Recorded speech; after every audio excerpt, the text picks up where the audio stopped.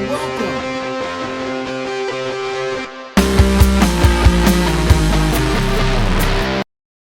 So for breakfast, I didn't have anything except 2 pots of black coffee.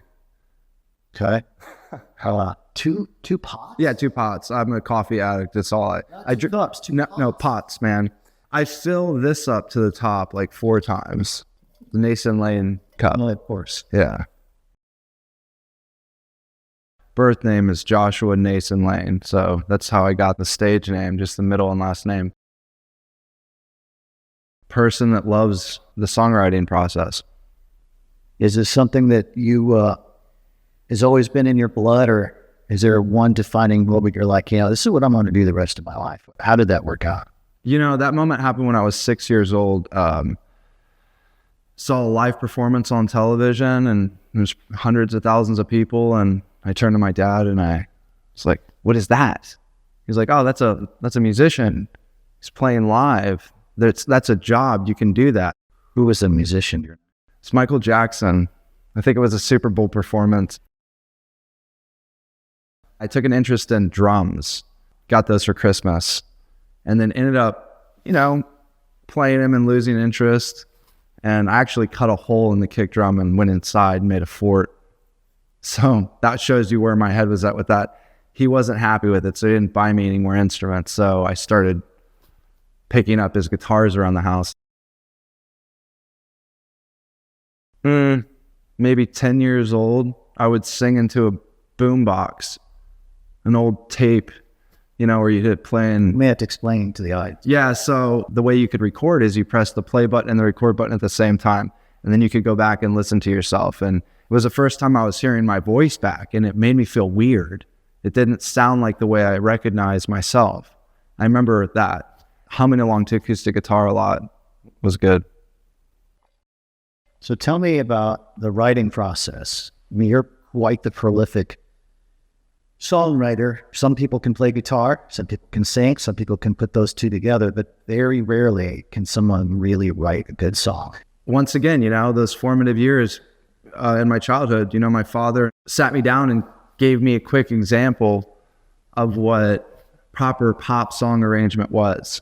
And that's the formula, that verse, chorus, bridge, double chorus, outro. That's something I just have always kind of stuck to.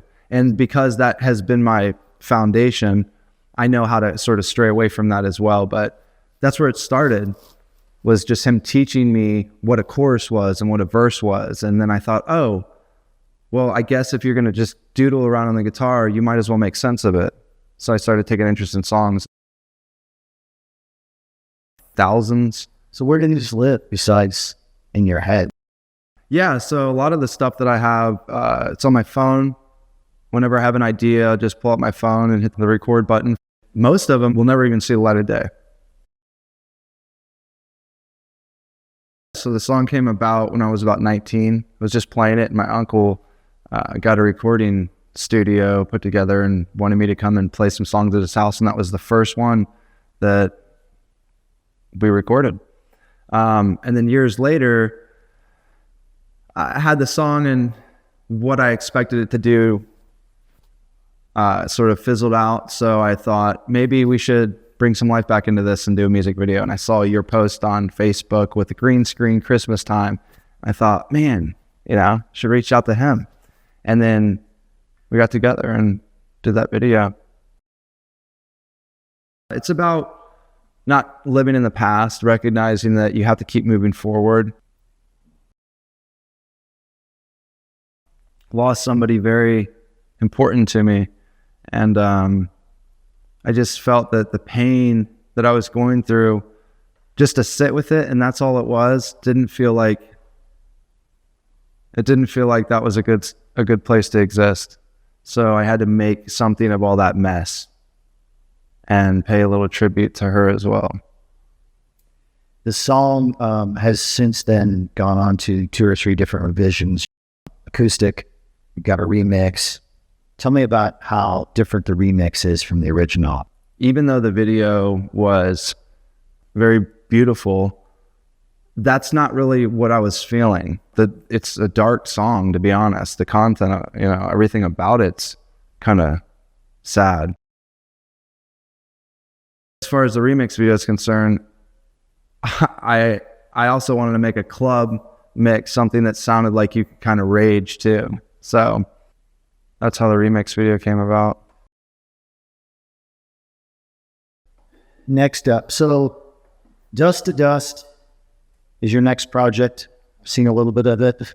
I know a little bit about how that came to be. The fact that you went to the desert and really had nobody to shoot this thing, and some poor soul was wandering through the desert, and you said, "Hey, want to be my grip?" You basically commandeered him. That's what I love about your work is, sure, you've got pre-plan, but you're so creative. You'll be able to grab a second here or a second there. You grab this and this and this. And you turn wonderful things into art with what you have. So I know that in Dust to Dust, there's some elements there. Tell me a little bit about, first of all, what is Dust to Dust? So Dust to Dust is a new single I'm going to be releasing.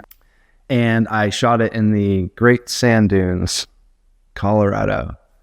Went out there by myself. When you say you shot it, what camera did you use? I used a GoPro 10 Black, stabilizer mode. You can get them for $199 now. Just an advertisement. So we were talking, you didn't have a crew. You are your crew, director, producer, musician, cinematographer. I just want to throw that in.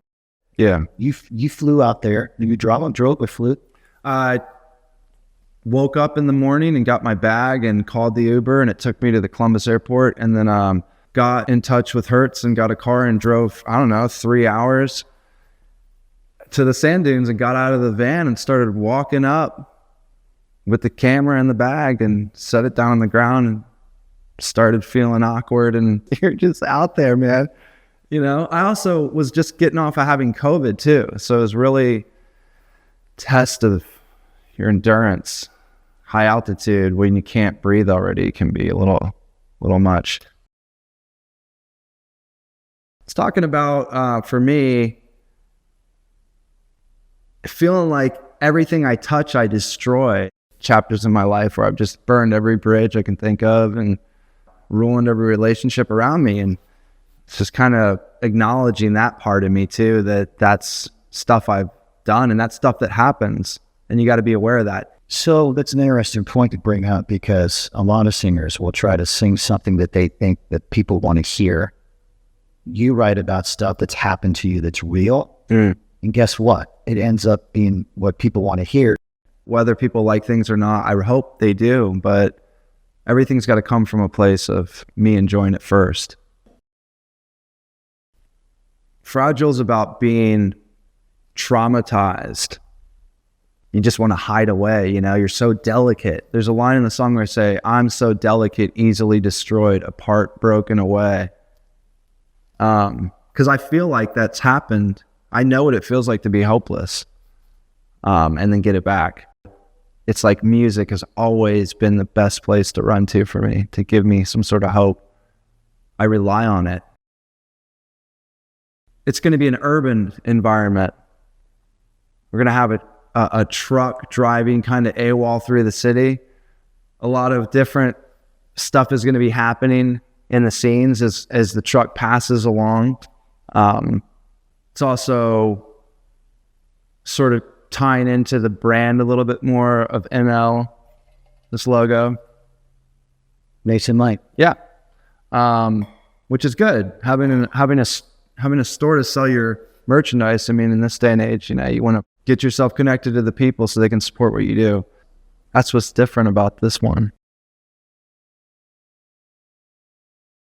Couple of albums and a few proper tours. I'd like to expand outside of the United States, play some different territories. Pretty much just keep doing the same thing I'm doing now at another level. Anything from the nu metal era was cool. That's just nostalgia for me. I learned about like heavy riff stuff that way.